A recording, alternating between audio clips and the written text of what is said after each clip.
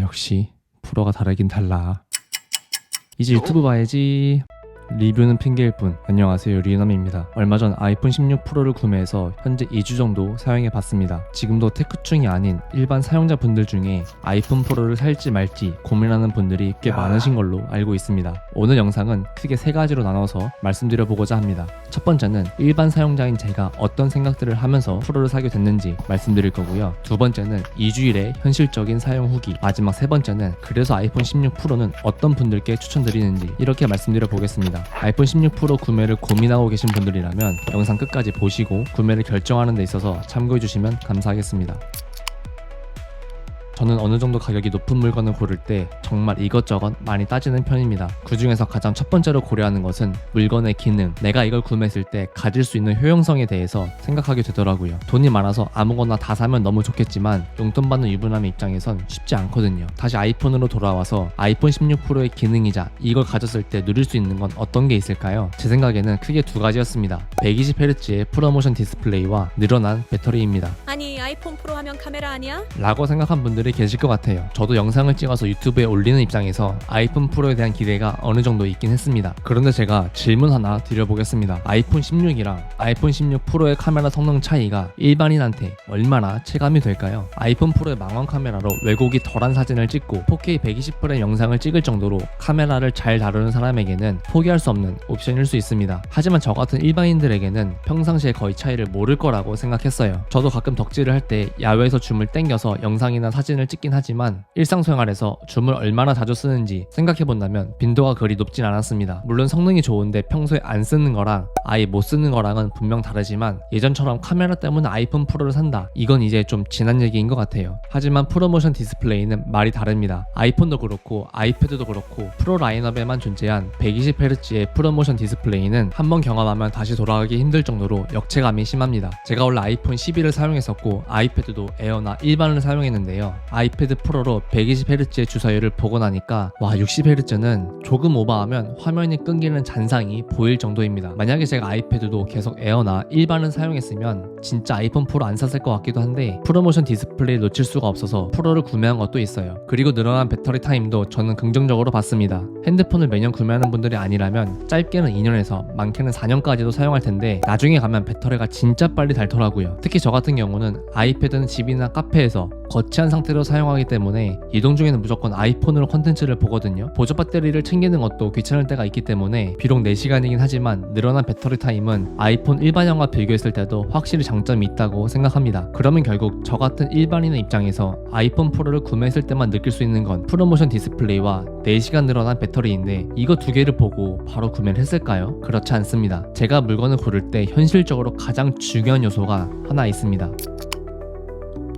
네, 바로 가격이죠. 돈이 정말 머스크 형처럼 많은 게 아니라면 누구나 물건을 구매할 때 가격을 고려할 겁니다. 요즘처럼 물가가 천정부지로 솟고 있는 상황에선 더욱 그러하죠. 옵션을 올리지 않은 아이폰 일반형과 아이폰 프로의 가격 차이는 30만원입니다. 하지만 저는 얘네들의 가격 차이를 보기 전에 절대적인 가격이 155만원인 것에 대해 먼저 눈길이 갔어요. 사실 이건 굉장히 큰 돈입니다. 아이폰 프로 기본형에 4만원을 더하면 맥북 에어 13인치 모델을 구입할 수 있습니다. 맥북이 호불호가 갈리긴 하지만 휴대폰 가격이 노트북 한 대와 맞먹는다는 걸 알 수 있죠. 그리고 아이패드 프로 11인치는 아이폰 프로보다도 더 저렴합니다. 요즘 여러분은 스마트폰으로 주로 어떤 걸 하시나요? 저는 카톡이나 전화같이 연락하는 걸 빼면 거의 슈츠나 릴스만 보는데 여기에 150만원이 넘는 가격은 좀 과하지 않나 싶긴 했어요. 그리고 생산성 측면에서 보면 아이패드나 맥북이 더 좋은 것도 사실이라고 생각합니다. 가격을 생각하니까 아이폰 프로를 구매하는 게 솔직히 조금 망설여졌어요. 차라리 아이폰 15 프로 좋은 걸 구매하고 남은 돈은 다른 데 쓰는 게 낫지 않나 하는 생각이 들었거든요. 그런데도 불구하고 제가 아이폰 프로를 구매한 것은 딱 두 가지 이유 때문입니다.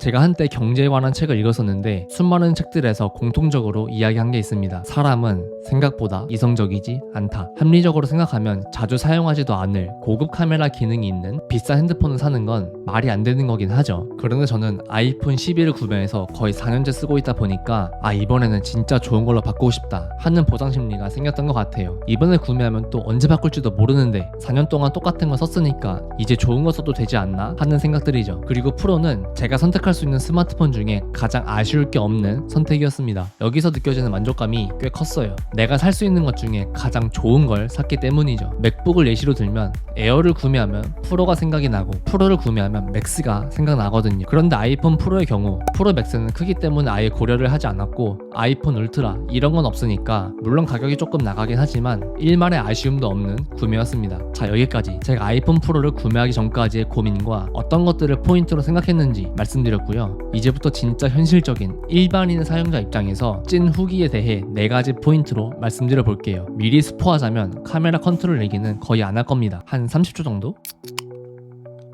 아이폰 프로를 구매할 때 가장 걱정했던 건 무게였어요. 기존에 사용 중이던 아이폰 12는 164g인데 아이폰 16 프로는 거의 200g이라 너무 무겁지 않을까 하는 걱정이었죠. 그런데 막상 사용해보니 우려와 다르게 무게는 적응할 만했습니다. 물론 한 손으로 사용할 때는 조금 묵직한 감도 있고 프로를 사용하다가 이전 거를 들면 와 가볍다 하는 느낌은 있지만 그렇다고 프로가 많이 무겁다고 느껴지진 않았어요. 그리고 의외였던 거는 아이폰 12 일반형과 16 프로의 가로 세로 사이즈가 거의 똑같단 거였습니다. 가로는 일단 완전 동일하고요. 세로는 약 3mm 정도밖에 차이가 나지 않습니다. 사실 저는 프로라고 하면 막연히 부피도 클 거라고 생각했는데 그렇지 않더라고요. 핸드폰을 들다 보면 무의식적으로 무게중심을 찾아서 들기 편한 자세를 찾게 되는데 16 프로랑 원래 쓰던 거랑 부피 차이가 거의 없어서 다행히도 무게는 금방 적응할 수 있었습니다. 와 근데 이렇게 보니까 디스플레이 차이가 진짜 심하지 않나요? 120Hz의 프로모션 디스플레이는 볼 때마다 그래 이것 때문에라도 사길 잘했다 라는 말이 나올 정도로 만족스러웠습니다. 스크롤 할 때는 물론이고 자잘한 애니메이션이 나올 때마다 부드러운 모션이 느껴졌어요.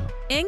그건 너무 오버하는 거 아닌가? 라고 하실 수도 있는데 전 여전히 아이폰 11을 서버로 쓰고 있어서 두 개를 번갈아 가면서 볼 때가 많거든요. 그런데 실제로 두 개를 같이 두고 비교해보면 정말 차이가 많이 느껴집니다. 만약 이 영상을 보고 계신 분들 중에 이번에 프로로 넘어가 볼까? 하는 분들은 정말 잘 생각하시길 바랍니다. 제 생각에는 프로모션 디스플레이를 한번 경험하면 다시 일반형으로 돌아오기가 진짜 쉽지 않을 것 같아요. 저도 앞으로 아이폰 일반형에 프로모션을 넣어주지 않는 한 계속 프로를 구매할 것 같습니다. 그런데 영상 볼 때마다 느끼는 건데 이거 너무 거슬리지 않나요? M자 탈모라고 놀림받았던 아이폰의 노치가 사라지고 다이나믹 아일랜드라는 새로운 디자인이 적용되기 시작했습니다. 저도 이번에 처음 다이나믹 아일랜드를 봤는데요. 2주 정도 사용하면서 든 생각은 좀 거슬렸습니다. 그동안 노치를 하도 많이 봐서 뇌이징이 된 건지 모르겠지만 저는 노치가 더 깔끔하다는 느낌이었어요. 왜냐면 노치는 디스플레이 끝까지 가리기 때문에 컨텐츠가 잘린다는 느낌을 아예 못 받았거든요. 그런데 다이나믹 아일랜드는 평상시 기능 자체를 활용할 때는 괜찮았지만 영상이나 글을 볼 때 컨텐츠가 가린다는 느낌을 받았습니다. 아직 다이나믹 아일랜드의 활용법을 잘 몰라서 이 진가를 몰라서 그런 걸 수 있는데 여태까지 느낌은 좀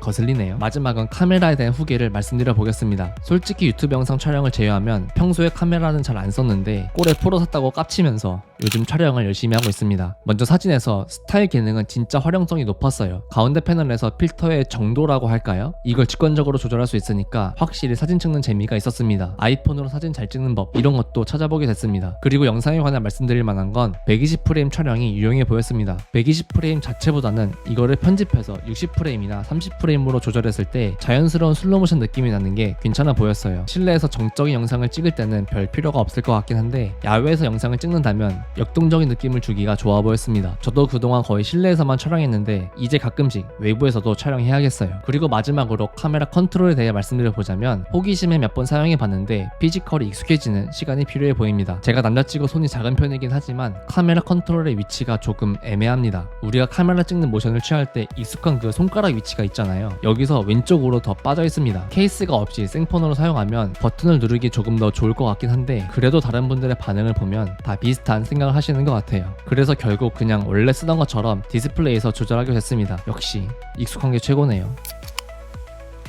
이번 아이폰 16 프로는 최신 기기를 좋아하는 테크충들은 이미 다 샀을 거라고 생각해서 지금 고민하고 계신 일반적인 사용자분들에 한해서 말씀드려 볼게요. 아이폰 16 프로를 추천드리는 분들은 한 3개 정도의 케이스일 것 같습니다. 아이패드 프로를 사용해서 프로모션 디스플레이를 경험해봤다. 이유가 어찌됐건 간에 나는 망원 카메라, 120프레임 등 좋은 핸드폰 카메라가 필요하다. 이동하면서 컨텐츠를 많이 보는데 충전기를 들고 다니기가 너무 귀찮다. 이런 경우에 해당하는 분들은 구매를 하셔도 후회는 안 하실 것 같아요. 여기까지 긴 영상 봐주셔서 감사드리고요.